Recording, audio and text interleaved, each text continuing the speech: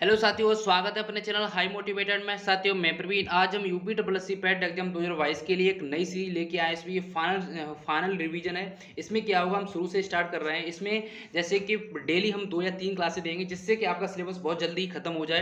तो आज हमारी जो पहली क्लास है, बौद्ध धर्म और जैन धर्म। इस वीडियो में 2 टॉपिक हैं जो बहुत ही महत्वपूर्ण टॉपिक हैं। कहीं ना कहीं इस टॉपिक से भी क्वेश्चन बच सकते हैं। तो आज ही क्लास हम स्टार्ट करते हैं। साथियों, आपको बता दूं, अगर इससे पहले हम लगभग 60 प्रैक्टिस करा चुके हैं, वो भी क्लास अभी अगर आपके पास समय तो वो भी देख लेना, आपके लिए वो भी बहुत ही महत्वपूर्ण होगी। तो साथियों, आज ही क्लास हम स्टार्ट करते हैं। सबसे पहले देखते हैं वो यानी कि बौद्ध धर्म। बौद्ध धर्म के बारे में बात करते हैं तो बौद्ध धर्म के जो संस्थापक गौतम बुद्ध थे। गौतम बुद्ध का जन्म 563 ईसा पूर्व लुम्बिनी नेपाल में हुआ। इनकी मृत्यु 483 ईसा पूर्व कुशीनगर उत्तर प्रदेश में हुई। इनके बचपन का नाम यानी गौतम बुद्ध के जो बचपन का नाम सिद्धार्थ था। ये क्वेश्चन कहीं ना कहीं बन सकता है कि गौतम बुद्ध के जो बचपन का नाम क्या था, तो सिद्धार्थ था। गौतम बुद्ध 6 वर्ष की कठिन तपस्या के बाद 35 वर्ष की आयु में फाल्गु नदी के किनारे ज्ञान की प्राप्ति हुई। अब जैसे कि पूछा जाता है कि बुद्ध ने अपना पहला उपदेश कहाँ दिया था, तो बुद्ध ने अपना जो पहला उपदेश सारनाथ में दिया था। सर्वाधिक उपदेश कहाँ दिए थे, तो ये श्रावस्ती में दिए थे। ठीक है, जैसे कि बौद्ध धर्म में जो आत्मा की परिकल्पना नहीं है, जबकि पुनर्जन्म की मान्यता है। यानी कि बौद्ध धर्म में आत्मा की परिकल्पना नहीं है, जबकि पुनर्जन्म को मान्यता दी गई है। बौद्ध संघ में सम्मिलित होने की जो न्यूनतम आयु 15 वर्ष थी। यानी कि कोई बौद्ध संघ में सम्मिलित होना चाहता था तो उसकी लगभग जो न्यूनतम आयु 15 वर्ष होनी चाहिए थी। जो गौतम बुद्ध ने आम्रपाली को सर्वसम्मति से स्त्री रत्न घोषित किया था। अब जैसे कि गौतम बुद्ध को एशिया का ज्योतिपुंज द लाइट ऑफ एशिया कहा जाता है। ये क्वेश्चन अक्सर पूछा जाता है कहीं ना कहीं एग्जाम में। तो ये किसने कहा था, तो सर एडविन अर्नाल्ड ने कहा था। तो ये बहुत ही महत्वपूर्ण मतलब क्वेश्चन है। गौतम बुद्ध के घर त्याग की घटना को बौद्ध धर्म में महाविनिष्क्रमण कहा गया। यानी कि गौतम बुद्ध के जो घर त्याग की घटना को बौद्ध धर्म में महाविनिष्क्रमण कहा गया। नेक्स्ट देखते हैं, जैसे कि गौतम बुद्ध की माता का नाम क्या था, महामाया, तथा इनके पिता का नाम शुद्धोधन था। गौतम बुद्ध का विवाह 16 वर्ष की अवस्था में यशोधरा नामक लड़की से हुआ। यानी कि गौतम बुद्ध की जो पत्नी का नाम यशोधरा तथा उनके एक पुत्र का नाम राहुल था। ठीक है, गौतम बुद्ध को ज्ञान प्राप्ति के बाद सारनाथ आए। यानी कि जब गौतम बुद्ध को ज्ञान प्राप्त हुआ तो वो सारनाथ आए। यहाँ पर क्या किया था, 5 ब्राह्मण सन्यासियों को प्रथम उपदेश दिया। जब उन्होंने प्रथम उपदेश दिया तो उसे जिसे बौद्ध धर्म में धर्म चक्र प्रवर्तन के नाम से जाना गया।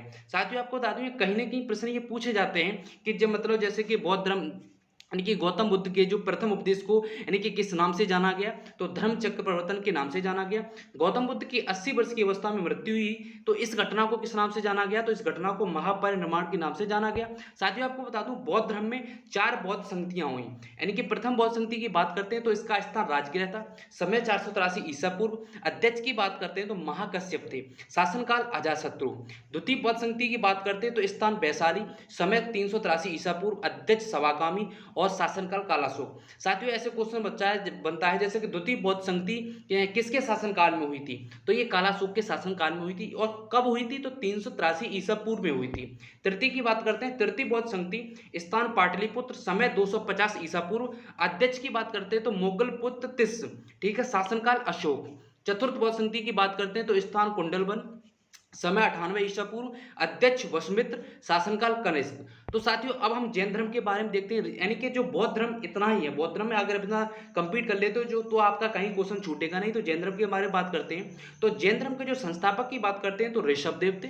जैन धर्म के 22वें एवं 23वें तीर्थकार की बात करते हैं तो 22वें जो तीर्थकार थे अरिष्टनेमी और 23वें पार्श्वनाथ। ठीक है, और जो 24वें की बात करते हैं तो महावीर स्वामी जो अंतिम तीर्थकार हुए और 24वें तीर्थकार।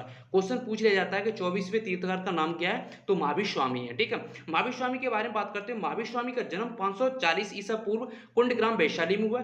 महावीर स्वामी की पत्नी का नाम यशोदा था तथा यशोदा से जन्म लेने जो वाली पुत्री का नाम अनिजा प्रियदर्शना। यानी कि महावीर स्वामी की जो पुत्री का नाम अनिजा प्रियदर्शना था।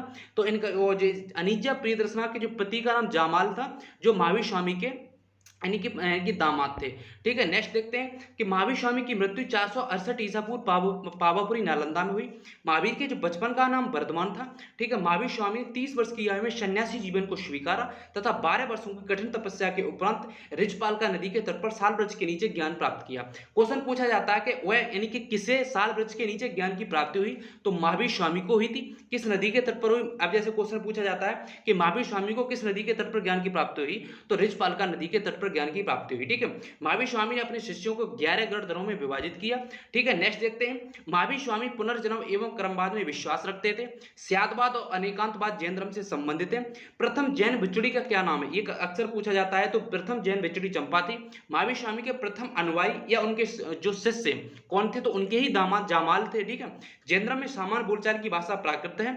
जैन धर्म के जो ग्रंथ अर्धमागधी लिखे गए हैं। साथ ही आपको बता दूं जैन धर्म में भी यानी कि दो यानी कि जैन संगतियां हुई हैं, प्रथम जैन संगति, द्वितीय जैन संगति। प्रथम की बात करते हैं तो पाटलिपुत्र, इसका समय 300 ईसा पूर्व, अध्यक्ष स्थूलभद्र।